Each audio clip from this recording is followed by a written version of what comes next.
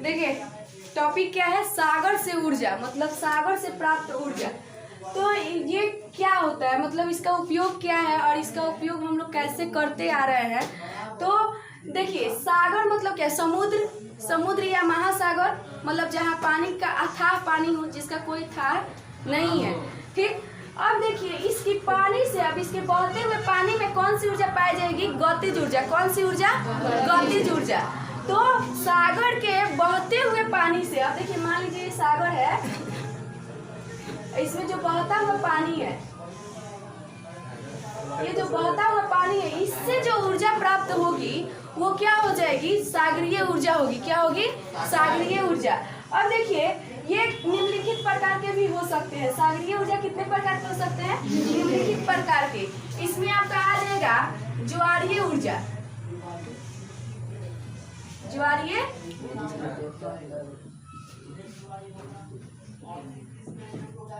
और दूसरा है आपका तरंग ऊर्जा।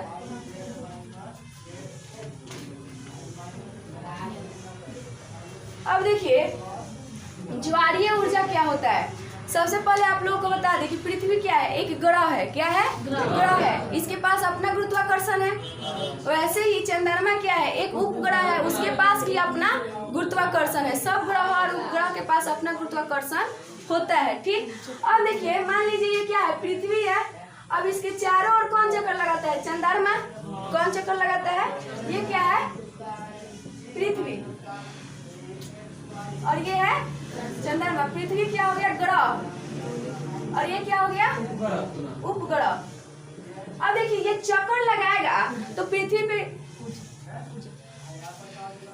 अब चक्कर लगाएगा तो क्या होगा कि पृथ्वी पे क्या होगा। अब बताइए चक्कर लगाएगा तो कहीं ना कहीं एक दूसरे के अंदर खिंचाव होगा, खिंचाव होगा कि नहीं। चंद्रमा अपनी ओर खींचेगी पृथ्वी को और पृथ्वी अपनी ओर खींचेगी चंद्रमा को।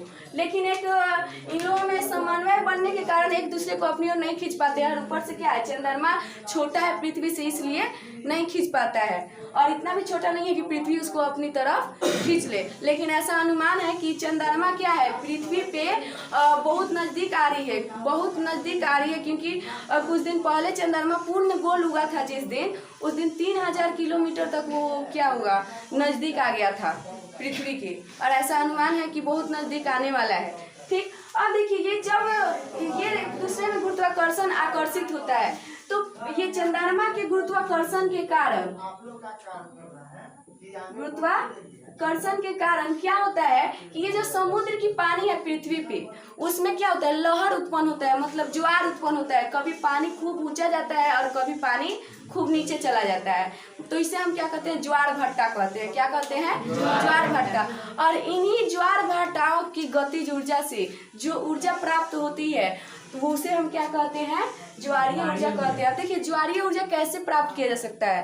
तो क्या किया जाता है कि जो समुद्र होती है, समुद्र के किनारे पे बांध भी बनाए जाते हैं। तो जो बांध बनाए जाते हैं ना, उसमें क्या किया जाता है, एक विद्युत युक्ति लगाया जाता है, मतलब एक टरबाइन लगाया जाता है। ठीक, अब उस टरबाइन के सहायता से उस ज्वार ऊर्जा को क्या कर लिया जाता है, कैच कर लिया जाता है और उससे क्या किया जाता है, विद्युत उत्पादन किया जाता है। ठीक, अब उसके बाद है तरंग ऊर्जा। अब देखिए हम लोगों को क्या पता है कि समुद्र के किनारे क्या होती है, ठंडी ठंडी हवाएं चलती रहती हैं। ठीक, तो जो पवनें चलती हैं, जो हवाएं चलती हैं, उसके कारण कुछ तरंग भी उत्पन्न होता है समुद्रों में। ठीक, अब उस तरंग को टरबाइन के सहायता से इकट्ठा कर लिया जाता है और उससे जो विद्युत उत्पन्न होता है उसे तरंग ऊर्जा कहते हैं। अब देखिए नेक्स्ट टॉपिक हमारा है कि महासागर,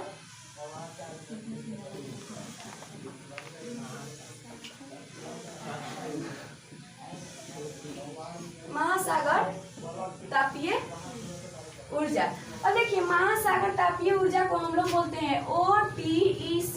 क्या बोलते हैं, OTEC। अब OTC का फुल फॉर्म क्या होता है, ओशियन टर्मिनल एनर्जी कन्वर्जेशन। क्या होता है, कन्वर्जेशन होता है।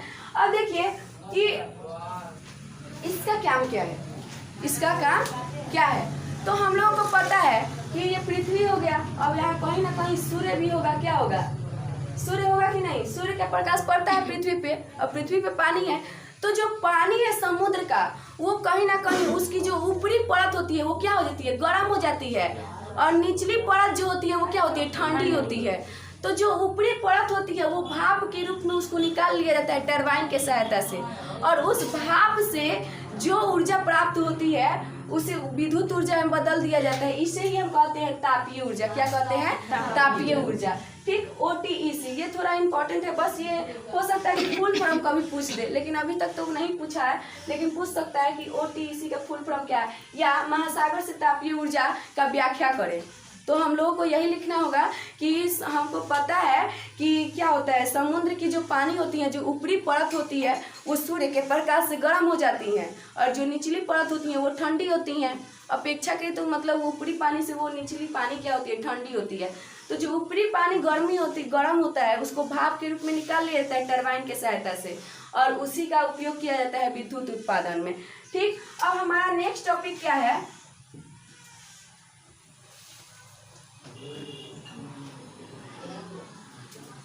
भू उष्मीय ऊर्जा। सही लिखे है ना? हाँ।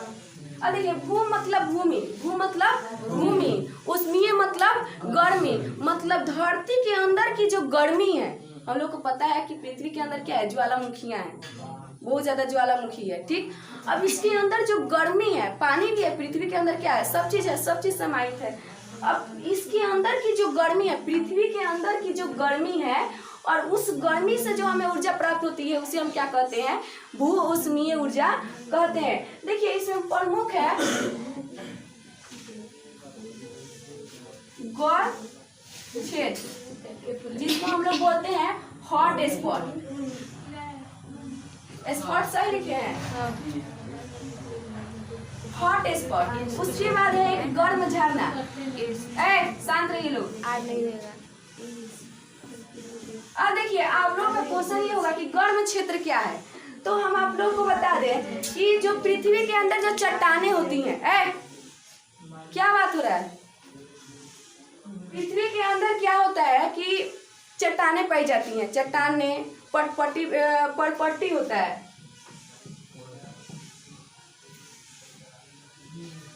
मतलब एक दूसरे पे परत पाया जाता है। ठीक, अब इस परत को क्या किया जाता है, ढकेला जाता है ऊपर की ओर, और जब हम इस परत को ऊपर की ओर ढकेलते हैं तो क्या होता है कि जो नीचे की पानी जो होती है वो क्या हो जाती है, धीरे धीरे गर्म हो जाती है। उसे हम क्या कहते हैं, गर्म क्षेत्र कहते हैं। ठीक, और इस गर्म क्षेत्र में जो पानियों का निकास होता है उसे हम क्या कहते हैं, गर्म झरना कहते हैं। ठीक, अब गर्म क्षेत्र और गर्म झरना, तो गर्म क्षेत्र और गर्म झरना होगा तो वहाँ गर्म पानी भी होगा।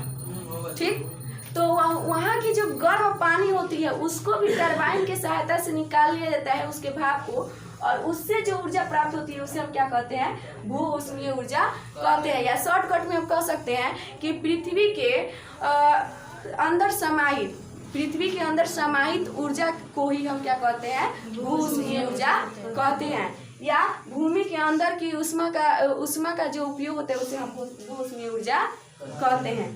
ठीक, अब देखिए इसके लाभ क्या है और इसका उपयोग कौन देश कर रहा है। इसका उपयोग कौन देश, न्यूजीलैंड और अमेरिका सबसे ज्यादा इसका उपयोग कर रहे हैं। क्योंकि हमारे पास इसलिए इसका उपयोग नहीं है क्योंकि आप लोगों को पता है कि इंडिया भी क्या है, विकसित नहीं हो पाया है, विकासशील है। क्या है, विकासशील है, अभी विकसित नहीं हुआ है। और हमारे पास ऐसे ऐसे क्या है, संयंत्र नहीं है, शक्ति संयंत्र हम लोगों के पास उतने अच्छे शक्ति संयंत्र और अच्छे क्वालिटी के संयंत्र नहीं होने के कारण हम भू उष्मीय ऊर्जा का उपयोग नहीं कर पा रहे हैं। और देखिए इसका लाभ क्या है कि ये लगभग क्या होता है, प्रदूषण मुक्त होता है। मतलब इसमें कोई प्रदूषण की आवश्यकता नहीं है, मतलब अगर इसमें कोई काम हम कर रहे हैं तो प्रदूषण मुक्त नहीं होगा। और ये जितने भी थे ये क्या है, ऊर्जा के वैकल्पिक स्रोत है और नवीकरणीय स्रोत भी है। मतलब एक बार खत्म हो जाए तो हम दोबारा इनको बना सकते हैं या उत्पन्न कर सकते हैं। अब देखिए, और एक और है कि भू उष्मीय ऊर्जा बहुत सस्ता होता है। सस्ता तो है लेकिन इसके लिए अच्छे शक्ति संयंत्र की आवश्यकता पड़ती है जो कि हमारे पास नहीं है। ठीक, ये था भू उष्मीय ऊर्जा। अब एक चीज आप लोगों को बताएंगे कि देखिए जितने भी ऊर्जाएं हैं, जैव द्रव्यमान हो, पवन ऊर्जा हो, विद्युत ऊर्जा हो, सारे ऊर्जाओं का एक ही मुख्य स्रोत है और वो अंतिम स्रोत कौन है, सूर्य। कौन है, सूर्य। और इस सूर्य पे ही सूर्य के बारे में कुछ बताएंगे। देखिए सूर्य क्या है, 5 अरब वर्ष पहले से मतलब यहाँ पे है, ठीक। इसका ऐसे मतलब इसके आयु का अनुमान यही लगाया जाता है कि इसकी जो आयु है वो 5 अरब वर्ष पहले से ये विद्यमान है वर्तमान में, ठीक। और ऐसा अनुमान है कि सूर्य अभी 5 अरब वर्ष तक रहेगा, तब तक हम लोग की कितनी सारी पीढ़ियां आगे चली जाएगी, कोई ठीक नहीं है, ठीक। इतना था हम लोग का सिर्फ सागर से प्राप्त ऊर्जा के बारे में। नेक्स्ट टॉपिक है नाभिकीय ऊर्जा, वो हम आप लोगों को पहले पढ़ाएंगे, ठीक, उसके बाद बताएंगे।